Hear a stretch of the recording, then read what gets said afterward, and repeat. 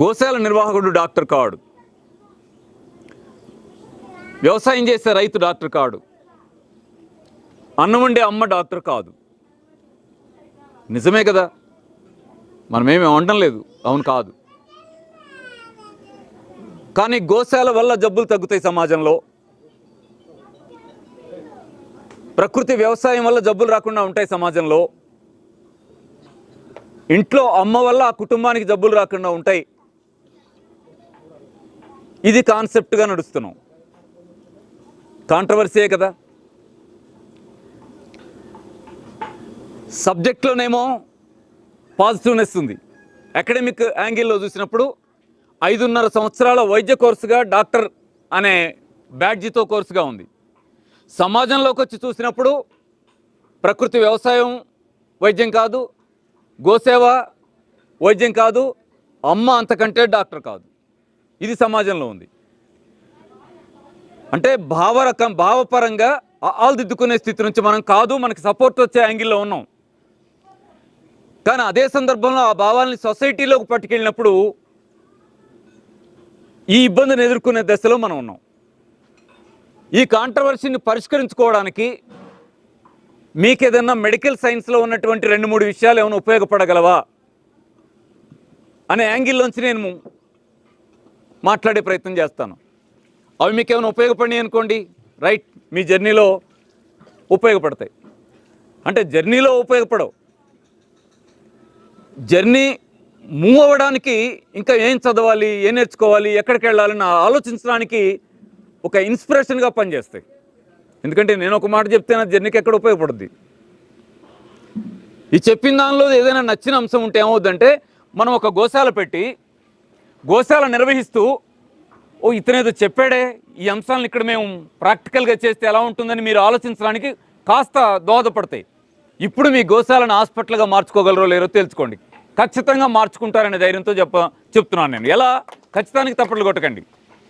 ఖచ్చితానికి ఏముంది, మనల్ని పొగిడేవాళ్ళు చాలామంది ఉంటారు. గోశాల మీరు పెట్టేది గొప్పది అంటే తప్పట్లు కొడితే అక్కడికి పోయాం, ఏంటి మనకు వచ్చే లాభం ఏంటి? కానీ ఆ తర్వాత ఈయన ఏం చెప్తాడు, ఈయన చెప్పిన దాంట్లో పాయింట్ మనకి ఏదైనా ఉపయోగపడుతుంది, అది కదా కావాలి. ఉపన్యాసంతో అయ్యేదేం లేదు. ఆ ఉపన్యాసంలో మనకు కావాల్సిన పాయింట్ దొరికితే ఆ నోట్ చేస్తే అది తీసుకెళ్ళి ఇంప్లిమెంట్ చేస్తే అప్పుడు కదా మనకు ఉపయోగం. దానికి కొట్టాలి తప్పట్లు. ఆ తప్పట్లు కొట్టే రోజు మాట్లాడిన అతను ఎదురుగా ఉండడు. ఫలితం ఉంటుంది. ఆ ఫలితం వ్యక్తిది కాదు. ఎంతోమంది ఈ భావాలను ప్రచారం చేస్తే ఇప్పుడు బ్రతికున్న వాళ్ళలో ఈ 4 మాట్లాడుతుంటారు అంతే. అవి వేళే కావు. వాళ్ళ నుంచి వచ్చింది వాళ్ళ ఈ నోట్లోంచి వస్తుంది అంతే. రేపు అది మీదిగా మారిన రోజున ఈ మనుషులున్నా ఒకటే లేకపోయినా ఒకటే. ఈ భావాలకు ప్రతినిధులుగా మీరుంటారు. దాని ప్రతినిధులే మీరు. విజయాన్ని ఆస్వాదించాల్సిన వాళ్ళు, విజయాన్ని సమాజానికి పంచాల్సిన వాళ్ళుగా మీరుంటారు. దీనికి మీ పని మొత్తాన్ని నేను ఒక వాక్యంగా మారుస్తున్నాను. ఏమిటది? ప్రకృతి సహజ జీవన విధానాన్ని ప్రజల్లోకి తీసుకెళ్ళాలి. ఇది మీ లక్ష్యం. అది గోవులు, గో ఉత్పత్తులు భూమికి అనుసంధానం చేసి భూమాత ద్వారా వచ్చే పంటని నలుగురికి పంచుతారా? ఏదో మీరు చేసేది చేయండి. మీ ఉద్దేశం అయితే సహజ జీవన విధానమే. సహజ జీవన విధానం వల్ల మీరు డాక్టర్లుగా మారగలరా? ఈ ప్రశ్నకు ఆన్సర్ ఎవరు చెప్పాలి? వైద్య శర్మ గారు కాదు, రామచంద్ర కాదు, మెడికల్ సైన్స్ చెప్పాలి. అఫీషియల్గా ఇవాళ కోర్సుగా ఏది ఉందో ఆ కోర్సు నిజమేనండి అనగలగాలి. లేకపోతే ఈ ఉపన్యాసం నేను డాక్టర్ని మీరంటే మీరెలా ఎవరు అంగీకరించాలి? దానికి చిన్న మాట చెప్తాను నేను. ఇవాళ ఆధునిక వైద్య శాస్త్రం జబ్బుల్ని ప్రధానంగా 4-5 తరగతులుగా విభజిస్తూ ఉంది. 4 కాదు, 5 తరగతులుగా విభజిస్తూ ఉంది. అవి ఏమిటి అని ఒకసారి చూడండి. 1, డీజనరేటివ్ డిసీజెస్. ఈయన ఉంటారు కదా ఎక్కడ బ్యాక్ పెయిన్ వచ్చి వెళ్తాం, డాక్టర్ గారు ఎంఆర్ఐ చేస్తారు. ఎంఆర్ఐ రిపోర్ట్ చూస్తూ ఉంటాం, అక్కడ డిజనరేటివ్ డిస్క్ డిసీజ్ అని ఉంటుంది. ఓహో, ఇక్కడ ఏదో డిజనరేటివ్ అని ఓడినాం, మన జబ్బు ఏదో డిజనరేటివ్ అనుకుంటా. వింటామా? అలాంటివి చాలా. రెండవది ఆటో ఇమ్యూన్ డిసీజ్, ఇది కూడా వింటాం. ఆటో ఇమ్యూన్ డిసీజ్ ఇది కూడా వింటాం. ఎక్కడ? రుమటాయిడ్ ఆర్థరైటిస్ వచ్చినప్పుడు, టైప్ 1 షుగర్ వచ్చినప్పుడు, లేదా కండరాలు క్షీణించేటువంటి సమస్య వచ్చినప్పుడు ఆటో ఇమ్యూన్ డిసీజ్ అట, దీనికి మందు లేదట అని వింటాం. చాలా ఉన్నాయి, అవి ఉంచండి అక్కడ. మూడవది సైకోసోమాటిక్ డిసీజ్. సైకోసోమాటిక్ డిసీజెస్ ఏంటి? సైక్రాటిక్ ప్రాబ్లమ్స్ కావండి, మానసిక జబ్బులు కావు.